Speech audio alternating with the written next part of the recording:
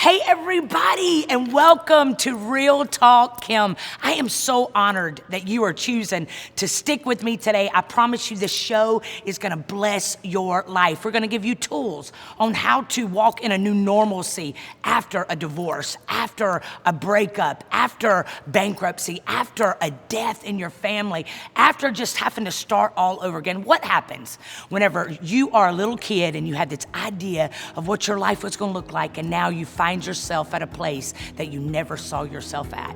Well, today I'm gonna give you the answers. Today I'm welcoming Angel Joyner and Valerie Knight. They both had to start over with different seasons, one a death, one a divorce after 17 years. So today, let's get healed together.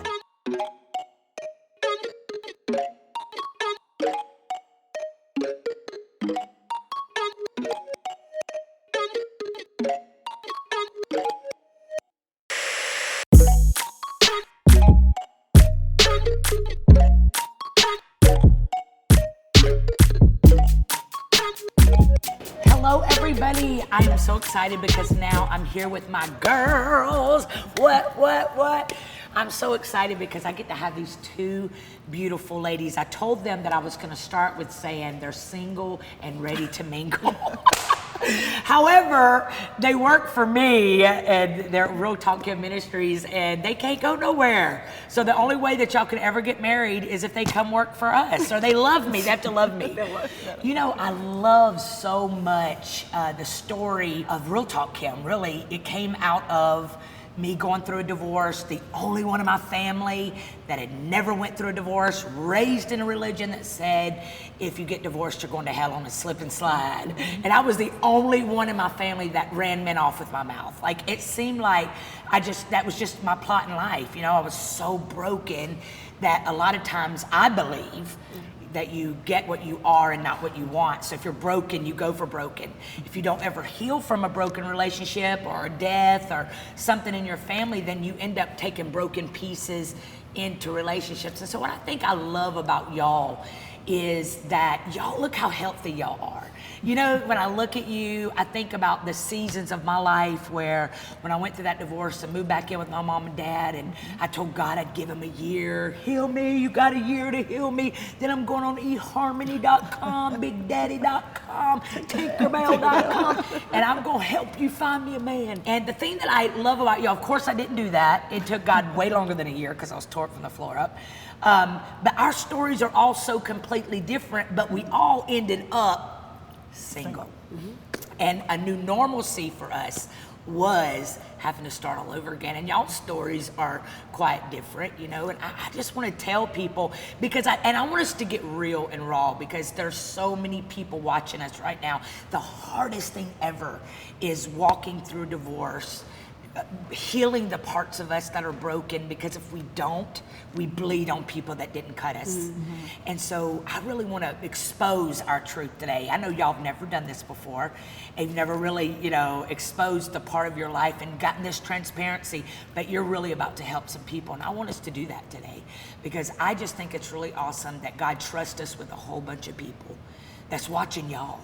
You know, you're over our singles ministry. You know, you're over here bossing up as a single mom. Yours was a divorce. Yours was a death.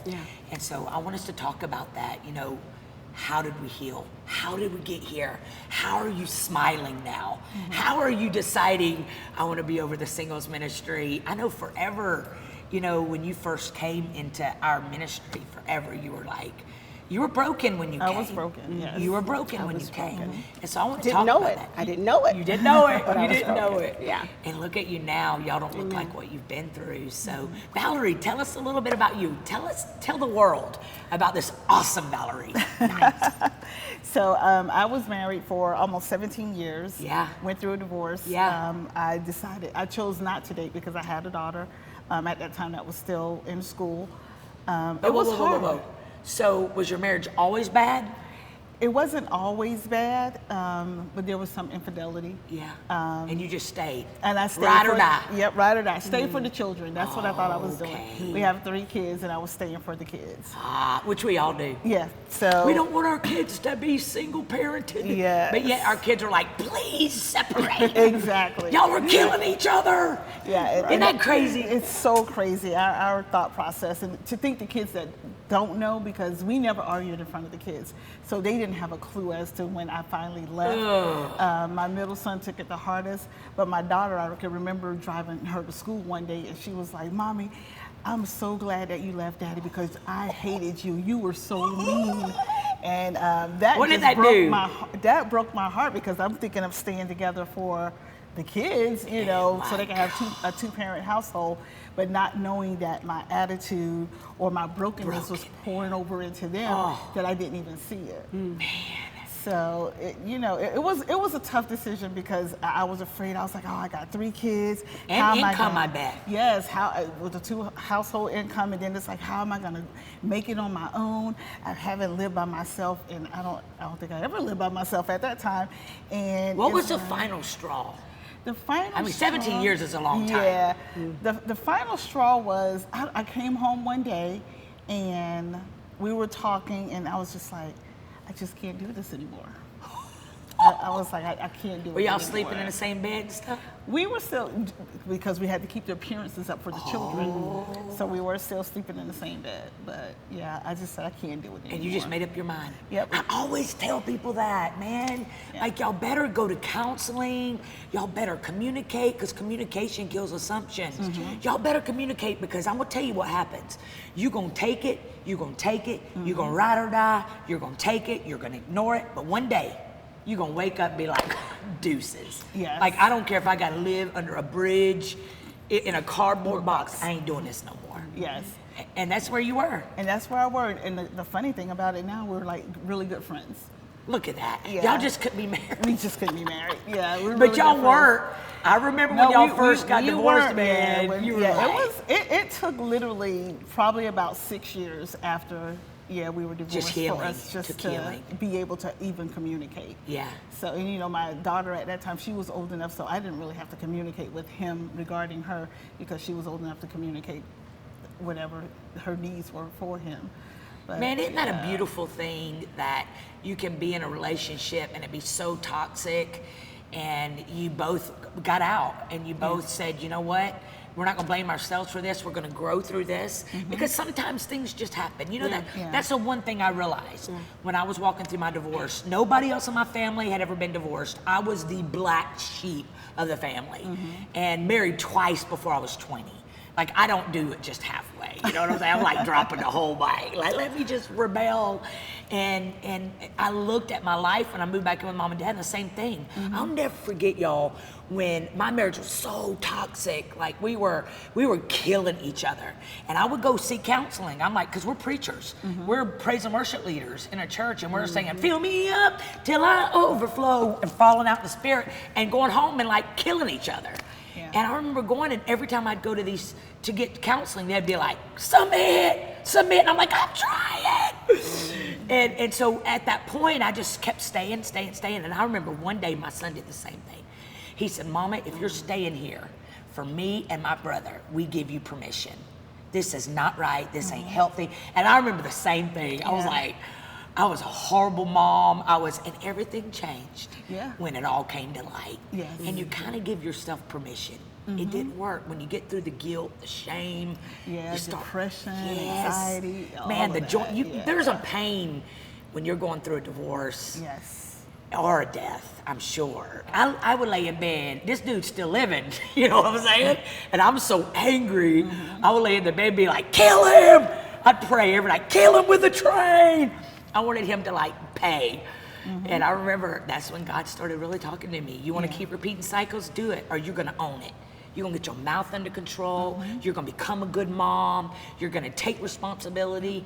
And that's what we did, Val. Yeah. We took responsibility, and now 6 years later, look at you. Yeah, and I had to face the responsibilities of what my fault was You in have the to. marriage and everything like that. So, once I was able to adjust to that and just be true with myself, Yeah. then I was able to heal. Yeah, and the funny thing is I look now and I see how far I've come. God is just a restorer, man. He is a vindicator. He's just waiting on us to get up. Like we're like praying, be a genie in a bottle, heal my pain. And that's what I did. I was like waiting for him to like heal me. And I remember one night he spoke. I literally had never heard God speak ever. And he did not talk audible. I was waiting for him to be like, Kimberly. He didn't talk to me like that. I just heard in my spirit, I can't take your pain away. Like you got to get up and walk away from it. Like stop crying a river. Stop blaming your dad. Stop blaming your mom. Stop blaming your ex. It ain't helping nothing. And get your whole tail right. And I think that's what's hard.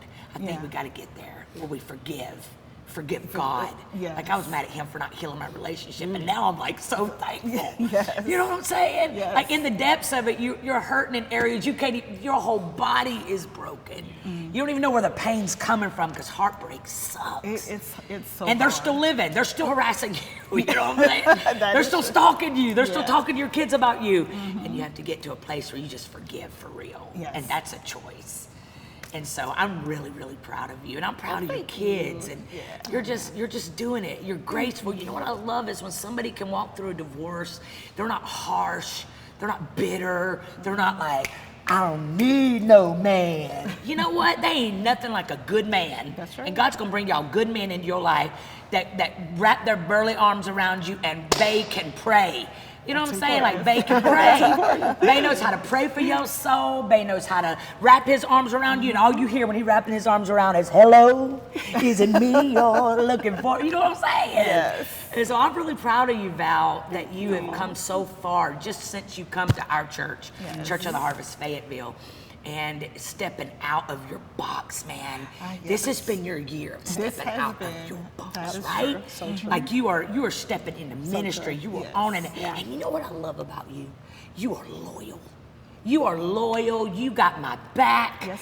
You know what I'm saying? You got your pastor's back. I do. And I love that about you. You don't run away when times get tough. That's right. And that's why God's going to bless you, because your heart posture's right in every area of your life. Yep.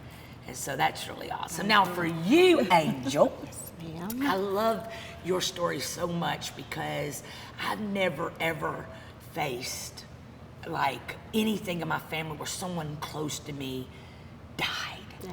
Do you know what I'm saying? And you had this perfect life. Like your husband, and I'm gonna tell this because you would never tell it, but your husband was this tall drink of water that spoiled you, that would send you to Louis Vuitton, and you'd be drinking your wine, buying your bags, and like you had that life of just, y'all loved each other's guts. This is true. Like y'all just had it. You had that picture perfect life. And you had your mama, your daddy, your whole life was just perfect. Yep. And sometimes life just takes a spin. It's true. Just like that. Just like that. Tell us. Well, as you know my story, I was not in a toxic relationship. No. He was awesome. He was. And he was an awesome husband, a provider. He was an awesome father, and more so, he was a powerful man of God. Yeah. And he was perfect for me. And unfortunately, he was diagnosed with cancer. And I specifically remember, when he was diagnosed with cancer. And Your best friend. My best friend, like Sam's Club shopping. Like, it didn't matter that he was my best friend. But I do remember when he was diagnosed with it, and we both agreed, we're going to fight this. And in prayer and fasting, God saw different. And I know what it feels like to be angry with God, because I was very angry with him. Especially when you're faith, like, man, I'm walking by faith. Yeah. Like God can do anything. Yep. And he saw different. And within a year and a half, I lose my parents. So, I didn't sign up for this. Did you single lose your mom. parent? Like they were your best friends. See, those are My three closest mom, people. My mom was... Before your husband? My husband died first. Yeah. But I think... So that how long did he fight? My husband, Yeah. a year. Only a year. A year. And he went from what? He went 6 foot. Oh He my looked gosh. like Noah, your Yeah, son. he looked just like Noah. Noah looks like his dad. Big man. Yeah. And you had to watch him swivel away. Just melt away. Man. He was a very independent man, and he went from being an independent man to, I had to give him baths in bed. Oh. So I mean, it was hard, but Yeah. the comforting part is that he knew the Lord, and God allowed me to have closure. Angel, can I don't know if you would tell this, and you can stop me, but I just want to like give your husband even more props because he was such a provider. He was. When you think of a man covering, like that's what the Bible says. The Bible says you marry somebody that got it. You know what I'm saying? Because he needs that. That's why you got to be equally yoked. He can pray for you. He covers you. He protects you. He like I know my husband. Like you come after me, he taking his everything off. He coming after you. Yeah. That's how your husband was. Yes. I didn't get to know him, but I just know the way you paint the picture of him. Yes. But tell about all the way down to his deathbed when you were sitting in that bed with him. Yeah. And he was laying out all the bills. He did. All the way to He his did. last breath, he was did. taking care That's true. of his queen. Yes, he did it. Unfortunately, he had to go into hospice, and I specifically remember the day that he made his transition. I was at home, and every day I would talk with him on the phone and wait till the kids got off the bus, feed them, and then we would go, to hospice. And I got off the phone. I'm like, okay, I'm gonna see you in a minute. Let me take a shower, get the kids ready. And I got a phone call. And the phone call was the doctors, and they were like, I need you to come, come here now. And I'm like, I just spoke with them, and like, come now. So fast forward, get there, and my husband, and I still have it, it's like a crossword puzzle. It gives me chills. On the back of the crossword puzzle, he literally had wrote out everything that I'm to do, like this is how much you're gonna spend for the funeral, this is what I want you to do with this, I need you to pay this back, I need you to take care of these things. And he did, he was very specific, and I honored every request. What a man. Yeah. What a man. It was like he just came in with, it's like he just came into it like this. It's kind of like when you own something. I'm headed out. Yeah. I'm going to be getting you a place in heaven, but here's what you're going to do in the process. I'm taking care of you all the way after I'm gone. I'm leaving this legacy. And it's just amazing, isn't it? Like, it's amazing how you don't really realize how strong you are. Like, I look at both of you, like, I know. Right after that, what? Your best friends? I lost my parents, and I was born and raised in Detroit, Michigan. And at that point, I couldn't take it anymore. And I literally picked up, moved to Atlanta. Because you couldn't remember. I couldn't. Everything reminded you. Reminded me.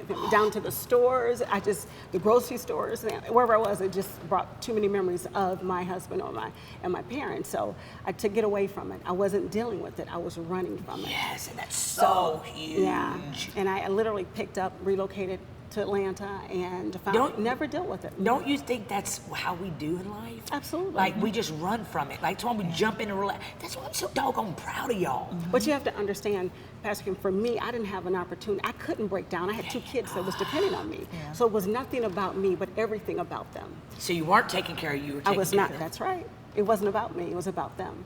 I had made my husband a promise, and one thing he asked me that I made a promise, but it bothered me later on, is that he said, because my son come from a situation where the doctor said that my husband could never have any more kids because of the chemo.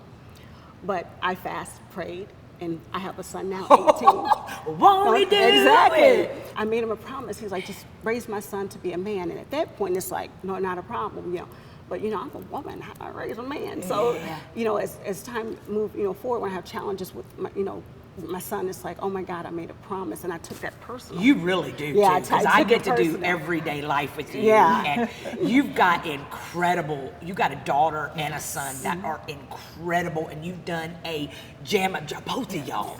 Have just, your kids ain't on crack, your kids ain't angry, your kids ain't putting holes in walls. Like, y'all have literally raised kings and queens. Yes. But you are very hard on yourself. Like, your little boy ain't even doing that, and you're like, well, I just feel like, I'm like, girl, they're doing incredible. Like, look at you. I know. So I see that. Yeah. I see that you putting that pressure on yourself. And I'm learning, but like I said, when I moved here, when I first came to, Church of the Harvest, I was totally unaware that I was broken. Yeah. And I remember the moment when I realized that I was, and I walked around. Like, what made you realize it? Because you'd gone, what, 10 years? No. By that time, it was like 6 or 7 years. But I was broken, but I was functioning. I was just functioning. I was trying to find my new normal. And in doing that, I had lost myself. And I lost myself caregiving for my husband, being a parent to the kids. I get it, man. Running, not dealing with what I had to deal with. But I remember that moment when it's like, you know what, where are you? Who are you? Yeah. What do you like? Yeah. What's your favorite color? Yeah. I've been there. I know what that. I think we all like. three have gone through Yes. that, where you had to find yourself again. Exactly. Because I always say this, so often it's not about becoming, but unbecoming what you became Yeah. in those broken times. Yeah. You try to pick up your normalcy, because we don't have a choice. I always say this to women, man, we are so powerful. Yes. Like, if we can get that balance of coming through this thing and getting powerful and not pitiful, it happened. Now what? Yeah. And not getting stuck over here in a season, allowing that season to define your lifetime, but you finally do what y'all did, and you say, it happened. Yeah. Now what? Now what? Yeah. And you allow yourself to get transparent, honest, and own your truth. And to feel again. Yes, Yeah. and to feel. Yeah. Tell your heart to beat again. Yeah. To feel Oh, again. Yeah. I think that was the hardest thing for me, was let my heart beat again and not being afraid. Yes. And it's okay to cry. It's okay to have meltdowns. And it's okay for your kids to see you cry. Yes. You just Yeah. can't stay Yeah, there. you can't stay there. Being weak. It's okay to be weak. Yes. It's okay. It's okay to not be okay some days. It's okay to tell your, I think, let me tell you what I think helped me. And I think it's what helped your kids, because y'all are like me, very honest, was I got very transparent with my kids. Yes. Like, I didn't hide it from my kids. I never talked ugly about their father, because we're different. You have to keep your kid's dad alive in their spirits, and Sure. tell them how great he is. I didn't have that many fond memories. I was praying for him to get killed with a train. But I think that when I got to that place, Val, and I think this is why you say we have a great relationship now, is because you finally got to that place where you were honest, and this is what happened. I had to tell my kids that. I'd be like, this is what happened. We just weren't good for each other. Right. I remember when I was on Preachers of Atlanta, and they never scripted me. Like, they never gave me a script. They would always just come to my house and be like, y'all talk, I'm gonna put the whole family at a table and y'all just talking about something. So I remember that day they came and they spent like 8 hours with us. And sitting at that table, I already had in my head because I was still in denial at some point, because you really don't know if you're healed until you're faced with something. And then you're like, oh, there's more areas I need to heal in. Yeah. And I remember we were sitting at that table, and I had in my head that I was going to kind of throw one of my kids under the table, because he was like playing at Smith's old bar instead of church. And I was going to be like, man, I preach in all these churches, and the kids are always supporting their parents. And I was living in this facade of my kids should be doing the same thing as all these other preachers' kids, not taking into the fact that their kids ain't never walked through a divorce, and to be thankful for where my kids were. And I was putting my kids up on this altar that they really didn't have any business being on.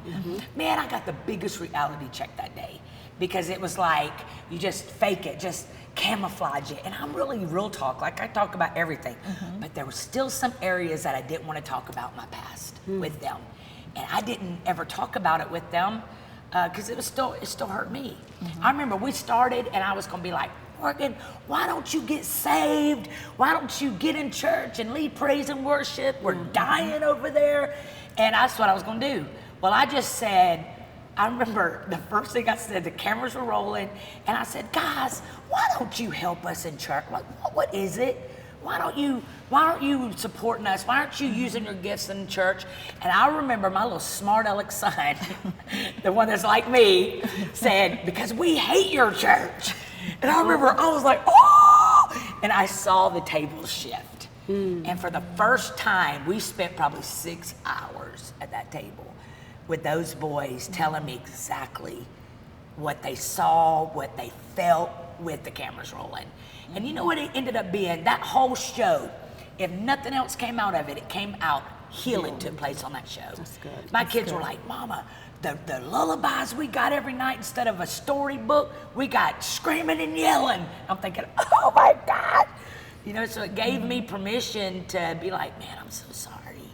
Gave me permission to apologize for showing them that side, you know, for, keeping them in there because I wanted a mom and a dad and I didn't want to be divorced again. And healing took place then. So I think that's when you start owning that, you start getting real and you talk to your kids and you have meltdowns with them and you let them see mama hurts too, but we're going to get better. Yeah. You know what happened after that? Same thing that happened with you. Same thing that happened with you. God started shifting the trajectory when we got to a place where we realized those kids knew more than we thought they did. Yeah. And healing took place. Yeah. You know, because I think that's what the enemy does. Is he keeps us thinking that we're stuck, that we got to hide this part of our life because, we care more what people think about us than what God really knows about us. And we're off the couture rack and on the clearance rack now because we went through this. But man, I'm really proud of all three of us because look what God's doing in our life and that the examples that we can be after the storm. Yes. And I know both of you from when y'all walked in our church and just seeing the progression, the healing. Like, I remember even the Wednesday night you walked into church. Do you remember that? I do. And what made you come? You passed our church? Yeah, I was, 4 or 5 years. Oh I passed a church and picked my son up from school and looked across the street. And I'm like, we've never been there. So all those years, and came to visit, and here I am. It was God's timing. It was God's timing. It was God's timing. Yeah. I even remember one time, Angel, you were growing quick. I remember that. Yeah. Both of you. But y'all were growing quick. Your demeanor was changing. And I remember one day you walked in the office and you really started trusting me and Pastor. Yeah. And I remember you walked into the office and there's something that happened in your family because you had your kids up on this. They could not be human. You wanted them to. And I remember you sat down and you were crying. This is right when I really got to know you. Yeah. You said, "This was not in my cards. It was not. This was not planned." That's right. And I remember I looked at you and I leaned up to you and I said, "It is now. It is now. It is a part of your cards now." That is and what you gonna do? What you gonna do? And that was really the shift. That was the beginning of beginning. It was. But prior to that, it was the fact of me taking ownership, and I was so angry with God. Pastor Kim. We talked about this. I was so angry with him, and I just could not understand why he would allow these things to happen. Because I'm a woman of faith. Not one dead. Three. Of your very best friends. I used my earthly, my earth foundation, he snatched them quick. And there's people that can't get over a bad day, and you had to do 3. Yeah, and had to, the kids. So I was very angry with him, and from that, is when I realized how broken I was. Yeah. And from that, that big thing that was on the shelf is my daughter got pregnant out of marriage, and I'm like, wait a minute, I've raised in college, straight A student, 4.0, and gorgeous, and she pregnant. And I always did everything right. An awesome grandbaby now who I love, and she just graduated with a 4.0. She works for me too. Yes. She's a doll face. Yes. And that little Aiden. So she was like, "It's not in my cards." And then we'd be traveling, you'd be like, "Now I ain't gonna let her be having a nursery in my house. She gonna put that baby in her room." She did. I did. She made this bed. She gonna lay in it. Yep. Oh my Lord. Your house looks like a whole nursery. That's what it is. It's kind of like just learning to go with the flow, right? And now Aiden, what would we do without Aiden? What would we do without him? He's paying his little tithes every Sunday. Yes! Walks up to the altar by himself at 2. With the man bun. Little chocolate drop. Yes. I just look at it like this is a perfect example for all of you that are watching us today. That it may not be in your cards, right? It may not be in your dream. It may not have been. You are in a season where this was not what you expected. Of course not. I remember on weekends, I'll ask people all the time, how many of you are exactly where you thought you would be right now? Right. Not one hand will go up. Not one hand. Yeah. And that's where the enemy gets us, through those distractions. He can't touch us. He's a hashtag punk. And he knows that there's something on the inside of us, because thieves don't rob empty vaults. So he goes after those that he knows has something on the inside of them, and it's going to get this life college of this divorce, of this death, of this sickness, and we're going to get up, we're going to bounce back, we're going to have a comeback story, we're going to have free life college and not have to pay one student loan back. And buddy, when we get it together, it might take us a year, it might take us 2, it might take us 5, it might take us 10. You know what I'm saying? But don't you sleep on us. That's right. So that's what the word is for you today, is don't let people sleep on you, but don't you write yourself off. I don't care what you've gone through. You gotta dig down deep on the inside of you, right? And getting married again ain't gonna fix it. Feel it again. It ain't, right? Yeah. It's Feel not again. what you gotta feel it Feel it again. again. Yeah. Feel it again. Like getting married, putting unfair expectation on that. Your ex cheated on you, had infidelity like crazy, and now you find yourself over here. If you would have jumped into another marriage, you would have made another man pay for something that your ex did because you didn't want to put a do not disturb up on your heart. And if I would have jumped in, and I wanted to. I even got on eHarmony.com and got catfished. I got catfish. Catfish? Yes. Like I jumped on eHarmony.com because, you know, when you go through a divorce, you're like, oh Lord, I just want a man to love me. I got so catfished, I went and jerked that eHarmony picture off that. I was so mad. He had a picture up of him in high school. It was almost like God was saying, girl, you need a healing. Because if we don't heal, you know what happens?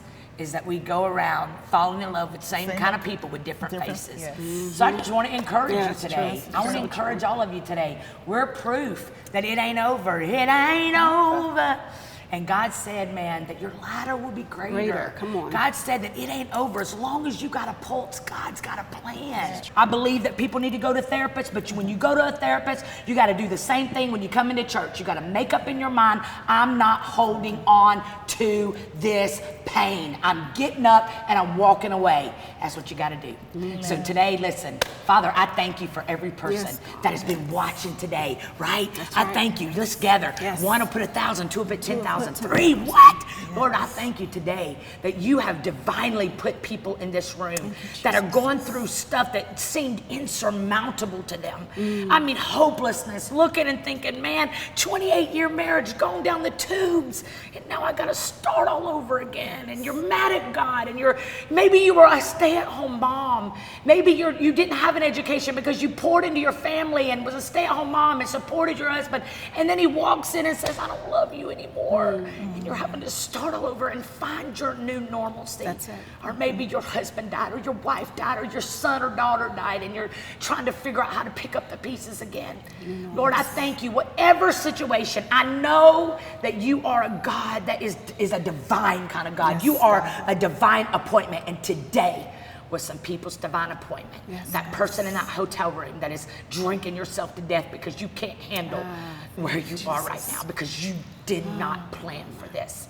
I just speak life over you. I speak joy over you. And right now, God is taking your scars and turning them to stars. He's taking that pain and making it your pulpit. He's turning your wounds into wisdom. And you, my friend, are going to be a voice for so many people that couldn't get over what they're going through. That transformation is for somebody else, not even you. Get up, walk again. Even if you've got to drag your leg, even if it feels like your leg's a turtle stuck in peanut butter, you're just trying to find your way again. Get up and start moving with your limp. Your best days are ahead. I love you, and I'm praying for you, and I believe in you. Don't we believe in him? Man, y'all did so awesome. What? Thank you for having us. Pros. We love you so much. You have a great day. Until next time, peace out.